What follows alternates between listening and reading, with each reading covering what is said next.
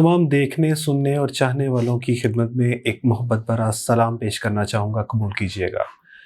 मैं हूँ आपका मेज़बान उमर खालिद और आज एक खूबसूरत तहरीर लेकर आपकी खिदमत में हाज़िर हुआ हूँ। बहुत सी ऐसी तहरीर होती हैं, बहुत से ऐसे अक़वाल होते हैं, कुछ ऐसी किताबें होती हैं, जो इंसान की ज़िंदगी के अंदर एक अहम किरदार अदा करती हैं, जो उसकी ज़िंदगी का धारा बदलने में एक अहम किरदार अदा करती हैं। कुछ लोग इंसान की ज़िंदगी में ऐसे मिलते हैं, इंसान जिस वक़्त किसी डिप्रेशन में, किसी मुश्किल में उलझा होता है, तो उसे किसी न किसी शख़्स का सहारा मिलता है, जिसकी वजह से वो अपनी सिमत को दुरुस्त करने में कामयाब हो पाता है। इसी तरह से एक तहरीर जिसने मेरी ज़िंदगी के अंदर बहुत अहम किरदार अदा किया, वो आपसे शेयर करना चाहूँगा। इसका उन्वान है नुस्ख़ा। बाबा जी ने तांबे को सोना बनाने का फ़न सीख लिया था और हम ये फ़न जानने के लिए रोज़ाना इनके पास बैठ जाते थे। कामरान की बारादरी की दीवारें आहिस्ता आहिस्ता भुरभुरा रही थीं। परिंदे दीवारों का चूना चुगने के लिए सुबह सवेरे बारादरी पहुंच जाते और रात तक इस उजड़े दयार की गिरी छतों और रकू में झुकी दीवारों पर फिरते रहते थे। बाबा रात के वक्त रावी के इस सुनसान टापू पर आता था। वो मशरिक के रुख बैठकर आलती पालती मारता था और सूरज की पहली किरण तक वहां दम साध कर बैठा रहता था। बारिश के वक्त फज्र के बाद ज्यों ही परिंदों की चोंचें खुलती थीं, वो एक लंबा सांस लेता था। एक टांग पर खड़ा होता था, बाज की तरह दोनों बाजू खोलता था, दोनों टांगें सीधी करके आहिस्ता आहिस्ता पीछे की तरफ फैलाता था और उड़ते हुए परिंदों के आसन में खड़ा हो जाता था। वो सूरज चढ़ने तक इसी आसन में रहता था और इसके बाद सीधे होते थे और चाय का एक बड़ा मग पीते थे। हम इनके सीधे होने से कबल इनके लिए चाय बना देते थे। वो चाय भी नाम की चाय होती थी। बाबा जी 2 घूंट पानी में दूध और चाय के 4 चम्मच पसंद करते थे। वो मीठे से नफरत करते थे, चुनाचे हम उनकी चाय में चीनी नहीं डालते थे। वो इसके बाद अपनी पतीली उठाते, पानी में उतरते और शड़प शड़प करते जंगल में गायब हो जाते थे। हम रोजाना सोचते, बाबा जी कैसे जानते हैं पानी किस किस जगह कम है और वो चल कर दरिया पार कर सकते हैं। हम रोज सोचते थे और हमें इसका जवाब नहीं मिलता था। हम कश्ती खोलते और चप्पू चलाकर किनारे पर पहुंच जाते। हम बाबा जी के 3 शागिर्द थे।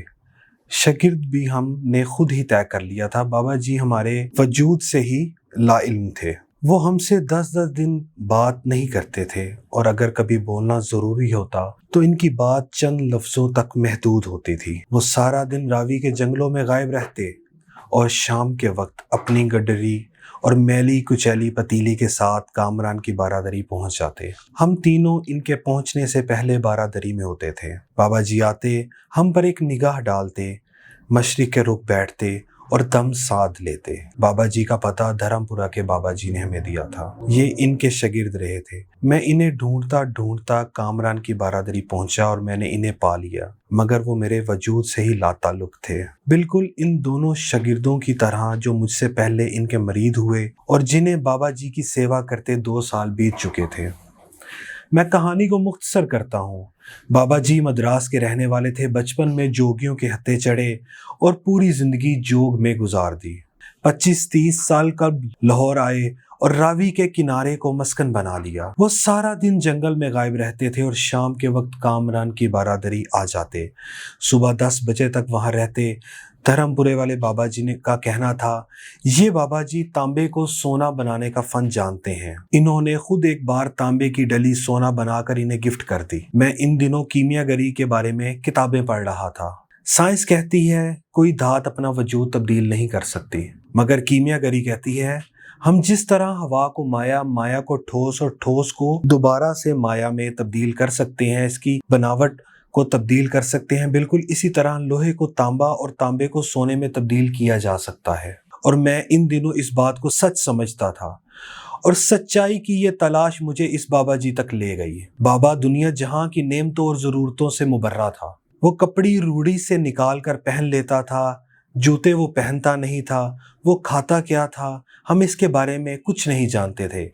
हम बस इसे गुडारी चाय का एक कप पीते देखते थे اور وہ اس کے بعد اپنی پتیلی لے کر جنگل میں غائب ہو جاتا تھا۔ میں کہانی کو مزید مختصر کرتا ہوں۔ یہ سردی کی رات تھی۔ میں اس رات بابے کے پاس اکیلا تھا۔ کامران کی بارادری میں بارش ہو رہی تھی۔ بابا جی بارش میں آسن لگا کر بیٹھے تھے اور میں چھتری تان کر ان کے سر پر کھڑا تھا۔ بابا جی نے اچانک ایک لمبی ہچکی لی، ان کا سانس اکھڑا اور انہوں نے غصے سے میری طرف دیکھا۔ میں نے زندگی میں کبھی اتنی خوفناک گرم آنکھیں نہیں دیکھی تھی۔ میرے پورے جسم میں حرارت دوڑ گئی اور میں سردیوں کی بارش میں پسینے سے شرابور ہو گیا۔ بابا تھوڑی دیر تک میری طرف دیکھتا رہا۔ اس نے پھر میرا ہاتھ پکڑ کر اپنے سر سے چھتری ہٹائی، گیلی زمین سے اٹھا اور دیوار کے ساتھ ٹیک لگا کر بیٹھ گیا۔ میں بھی آہستہ آہستہ چلتا ہوا اس کے قریب پہنچا، چھتری بند کی اور ٹیک لگا کر دیوار کے ساتھ بیٹھ گیا۔ بابے نے لمبا سانس لیا اور بولا، کاکا تم چاہتے کیا ہو؟ میں نے عرض کیا، کیا آپ کو واقعی سونا بنانا آتا ہے؟ بابے نے خالی خالی آنکھوں سے میری طرف دیکھا اور ہاں میں سر ہلا کر بولا، ہاں میں نے جوانی میں سیکھا تھا۔ میں نے عرض کیا، کیا آپ مجھے یہ نسخہ سکھا سکتے ہیں؟ بابے نے غور سے میری طرف دیکھا اور پوچھا، تم سیکھ کر کیا کرو گے؟ میں نے عرض کیا، میں دولت مند بن جاؤں گا۔ بابے نے کہکا لگایا۔ وہ ہنستا رہا، دیر تک ہنستا رہا، یہاں تک کہ اس کا دم ٹوٹ گیا اور اسے کھانسی کا شدید دورہ پڑ گیا۔ وہ کھانستے کھانستے دوہرا ہوا اور تقریباً بے حالی کے عالم میں دیر تک اپنے پاؤں پر ہی پڑا رہا۔ وہ پھر کھانستے کھانستے سیدھا ہوا اور پوچھا، تم دولت مند بن کر کیا کرو گے؟ میں نے جواب دیا، میں دنیا بھر کی نعمتیں خریدوں گا۔ اس نے پوچھا، نعمتیں خرید کر کیا کرو گے؟ میں نے جواب دیا، میں خوش ہوں گا، مجھے سکون ملے گا۔ اس نے تڑپ کر میری طرف دیکھا اور کہا، گویا تمہیں سونا نہیں، دولت نہیں، سکون اور خوشی چاہیے۔ میں خاموشی سے اس کی طرف دیکھتا رہا۔ اس نے مجھے جھنجھوڑا اور پوچھا، کیا تم دراصل سکون اور خوشی کی تلاش میں ہو؟ میں اس وقت نوجوان تھا اور دنیا کے ہر نوجوان کی طرح دولت کو خوشی اور سکون سے زیادہ اہمیت دیتا تھا، مگر بابے نے مجھے کنفیوز کر دیا تھا۔ میں نے اسی کنفیوژن میں ہاں میں سر ہلا دیا۔ بابے نے ایک اور لمبا کہکا لگایا اور اس کہکے کا اختتام بھی کھانسی پر ہوا۔ وہ دم سنبھالتے ہوئے بولا، کاکا میں تمہیں سونے کی بجائے انسان کو بندہ بنانے کا طریقہ کیوں نہ سکھا دوں؟ میں تمہیں دولت مند کی بجائے پرسکون اور خوش رہنے کا گر کیوں نہ سکھا دوں؟ میں خاموشی سے اس کی طرف دیکھتا رہا۔ وہ بولا، انسان کو خواہشیں جب تک اس کے وجود اور اس کی عمر سے لمبی رہتی ہیں، وہ اس وقت تک انسان رہتا ہے۔ تم اپنی خواہشوں کو اپنی عمر اور اپنے وجود سے چھوٹا کر لو، تم خوشی بھی پا جاؤ گے اور سکون بھی، اور جب خوشی اور سکون پا جاؤ تو تم انسان سے بندے بن جاؤ گے۔ مجھے بابے کی بات سمجھ نہ آئی۔ بابے نے میرے چہرے پر لکھی تشکیک پڑھ لی۔ وہ بولا، تم قرآن مجید میں پڑھو، اللہ تعالیٰ خواہشوں میں لتھڑے ان لوگوں کو انسان کہتا ہے اور اپنی محبت میں رنگے خواہشوں سے آزاد لوگوں کو بندہ۔